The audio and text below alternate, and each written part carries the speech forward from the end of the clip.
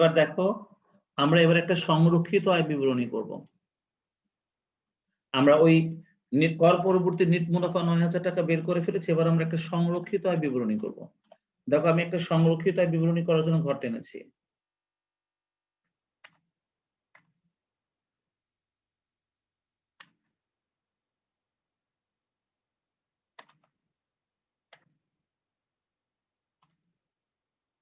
সংরক্ষিত আয় বিবরণী।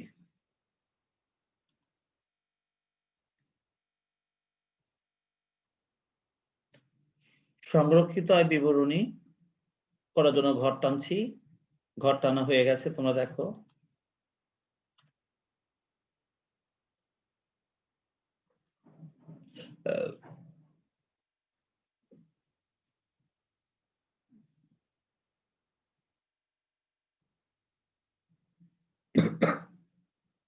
এখানে আমাদের সংরক্ষিত আয় বিবরণীটা অনেক ছোট হবে।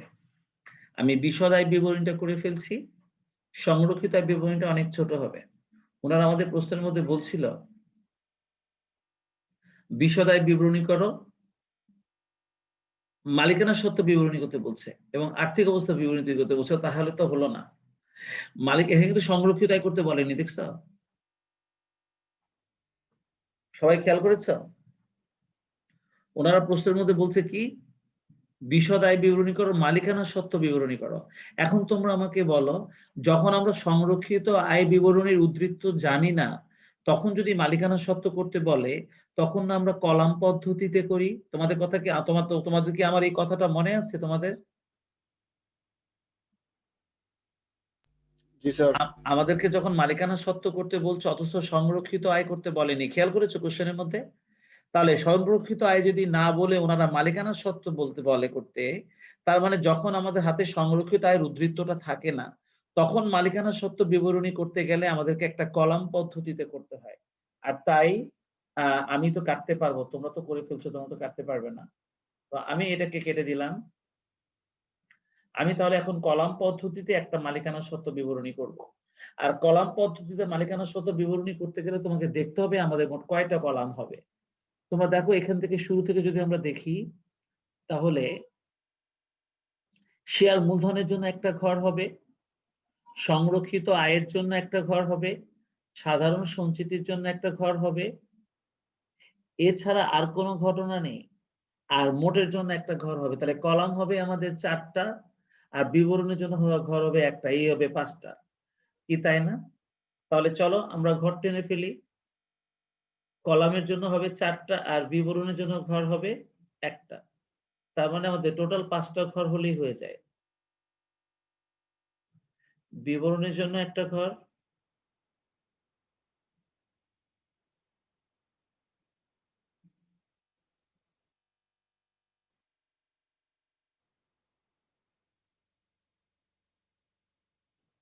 আর এখানে হলো ৪টা ঘর।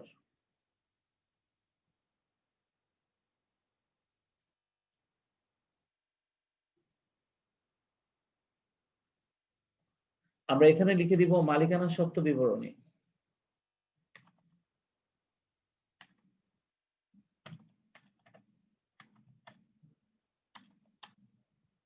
মালিকানা সত্ত্ব বিবরণী।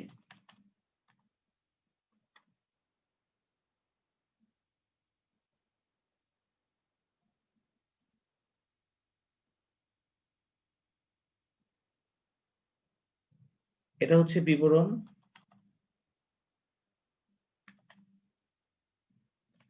এটা হবে মূলধন।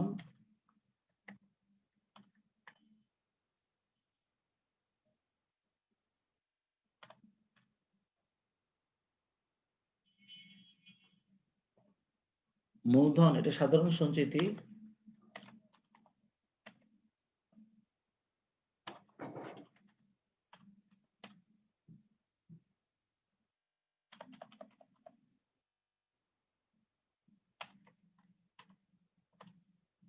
সাধারণ সঞ্চিতি এটা হবে সংরক্ষিত আয়।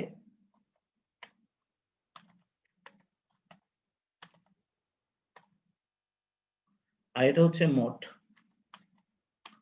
আমরা যে এভাবে কলাম পদ্ধতিতে মালিকানা সত্ত্ব বিবরণী করি, এটা তোমাদের মনে আছে তো? কয়েকদিন আগে তো করেছি, মনে আছে সবার?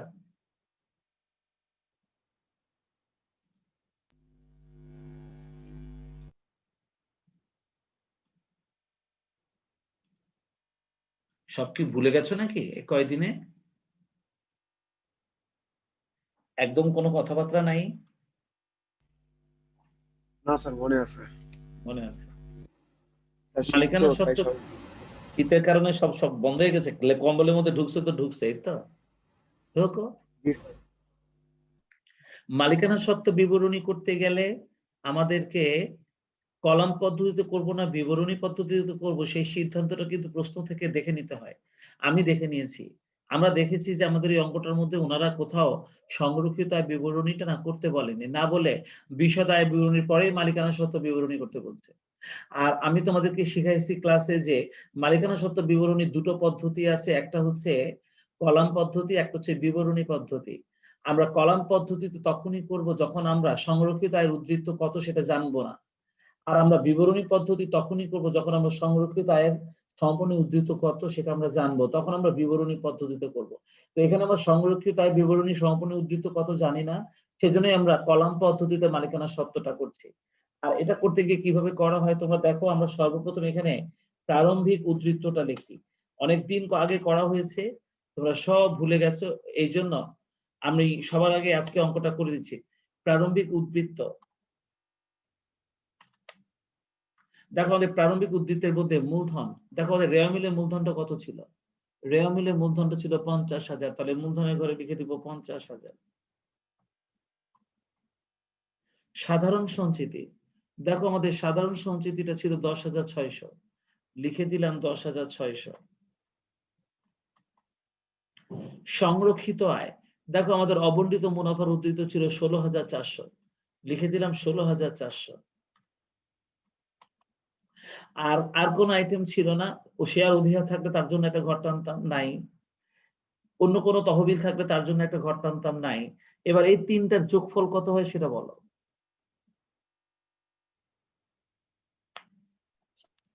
হাজার।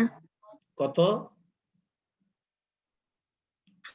৭৭? ৭৭,০০০। হ্যাঁ, ৭৭,০০০। আমরা এটা লিখে দিয়েছি। আচ্ছা, এবার প্রারম্ভিক উদ্ধৃতর পর এবার যে আইটেম গুলো এখানে আসবে আমরা রেওয়া মিল আইটেম আগে সবার আগে তোমরা বলো তো দেখি, আমি তোমাদেরকে এভাবেই শিখাইছি না? প্রারম্ভিক উদ্ধৃতর পর সংরক্ষিত আয় বিবরণীতে যে আইটেম গুলো যোগ হয় আগে তাদেরকে লিখতে হয়। তো এই যোগ হওয়ার মধ্যে আমরা প্রথমে না নেট মুনাফাটা লিখি।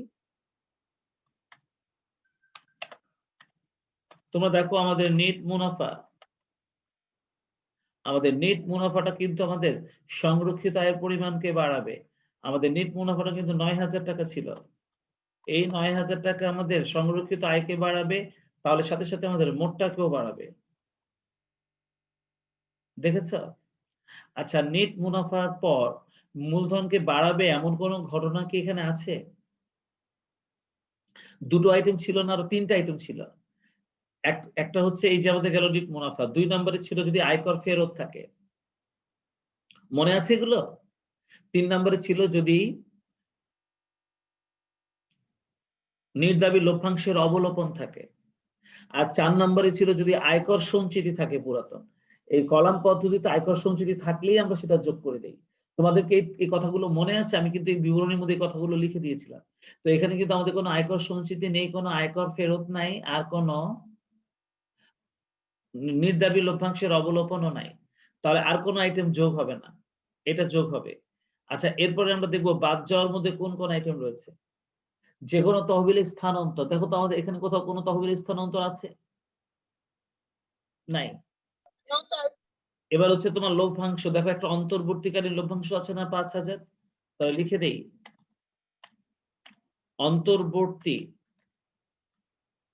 অন্তর্বর্তীকালীন লভ্যাংশ।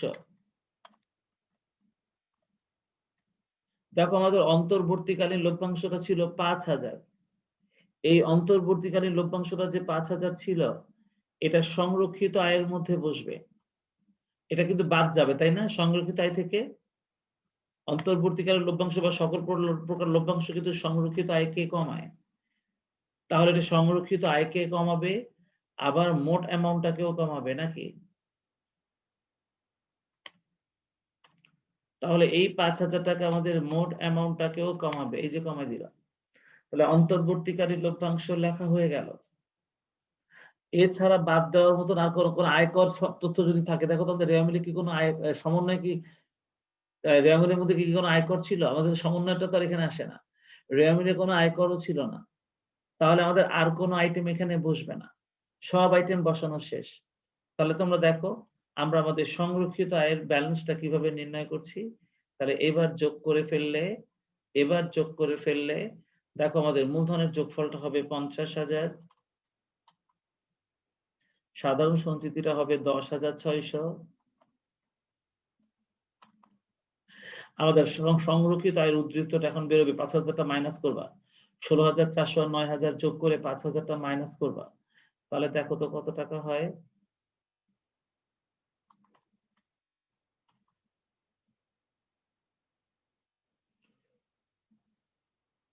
$20,400 আর এবার এই স্যার, মোটর হচ্ছে কি 80,000।